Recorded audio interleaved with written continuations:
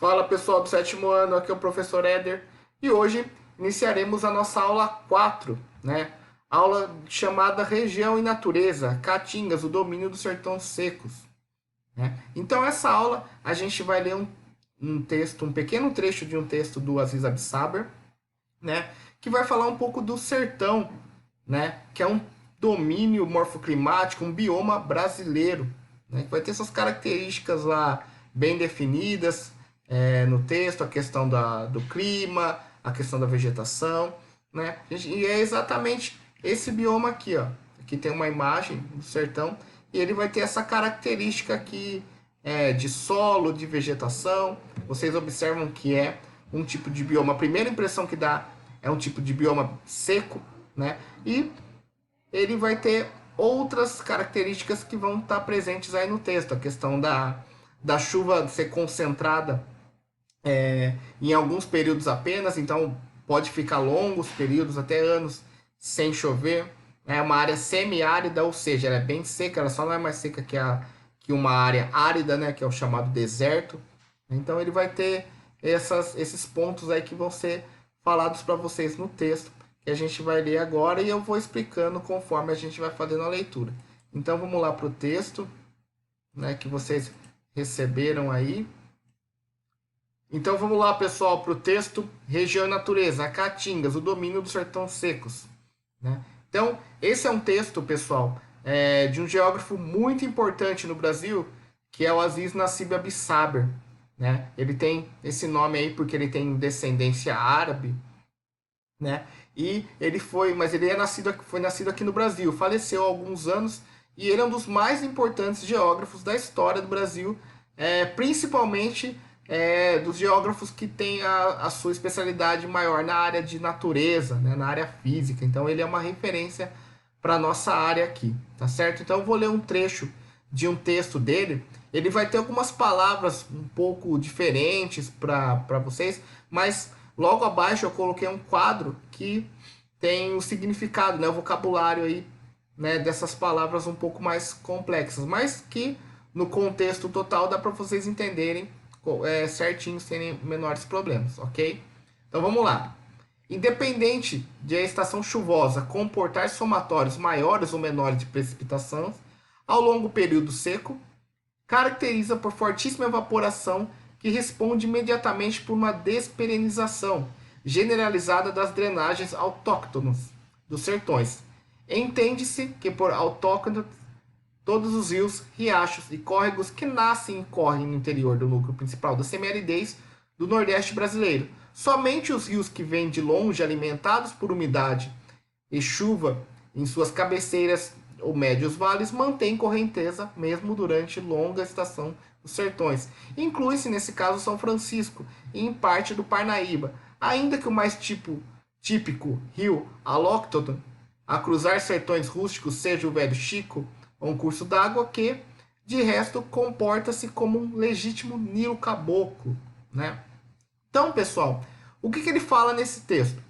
Ele é um pouco complexo, mas eu trouxe de propósito mesmo, porque vocês estão no sétimo ano aí, vocês já estão, apesar da gente estar caminhando ainda à distância, fazendo essas atividades ainda via internet, mas é bom você já ter algum contato com os textos um pouco mais difíceis para vocês entendendo algum significado de palavras, aprender uma linguagem um pouco mais complexa, né? Então, como que é o Nordeste brasileiro? Né? Só para mim explicar aqui rapidamente para vocês.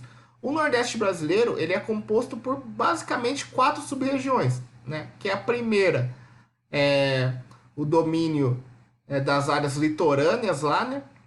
Chamada Zona da Mata. Depois vem o Agreste, o Sertão e o Meio Norte. O Agreste é uma região de transição entre o sertão seco e a área da Zona da Mata Úmida, né? O Sertão vai ser uma área bem seca, semiárida, que é justamente essa área que o Aziz está falando aqui no texto. E depois vem o Meio Norte, que é uma área do Nordeste que tem mais relação um pouco maior com a Amazônia. Já está localizado lá no Maranhão e no Piauí, ok? Mas, apesar de ter essas 4 regiões, eu quero que vocês foquem mais no sertão. Porque o sertão ele vai ser seco. O sertão nordestino vai ter semiárido, Porque lá na região do Agreste existe um planalto chamado Planalto da Borborema, que é uma área bem alta. Então o que acontece? As nuvens de chuva que são formadas na zona da mata, na região litorânea, quando elas chegam no Planalto da Borborema, elas já perdem força, porque elas não conseguem ultrapassar esse planalto. E quando ultrapassam para chegar no sertão, essas nuvens já não têm tanta umidade. Então é por isso que o sertão, essa região do Nordeste, ela não vai ter tantas chuvas, porque existe esse planalto que impede um pouco de chegar essa massa de ar mais úmida. Então é por isso, né, que o sertão vai ter um regime de chuva bem diferente de outros lugares do Brasil. Não estou falando que lá não chove. Lá chove, porém chove em uma quantidade menor do que em outras áreas que tem massas de ar úmidas mais fortes, ok? Então é isso, sexto ano.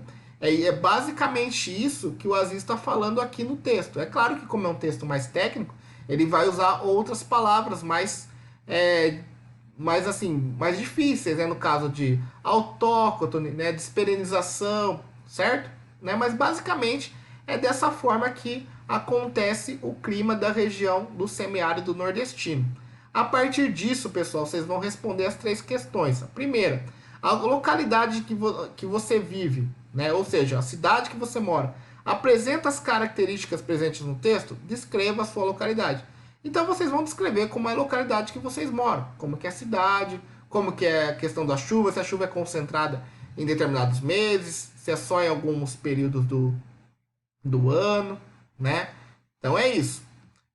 Questão 2. Qual tipo de domínio natural do Brasil está presente na região norte? Então vocês vão responder: cerrados, pradarias, amazônico, mares de morro.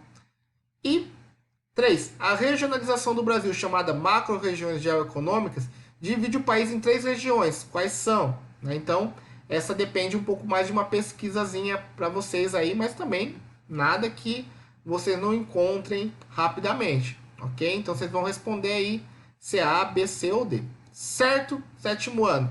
Qualquer dúvida, pode ser que esse texto gere um pouco mais de dúvida, mas qualquer dúvida, entre em contato. Eu estou organizando os grupos ainda, a gente está vendo certinho, mas entre em contato comigo aí nos grupos que vocês tiverem, que eu tiro dúvida sim, sem o menor problema. Estamos à disposição de vocês aí nesse momento de educação à distância, tá ok? Então é isso, 7º ano, ficamos por aqui, até a próxima.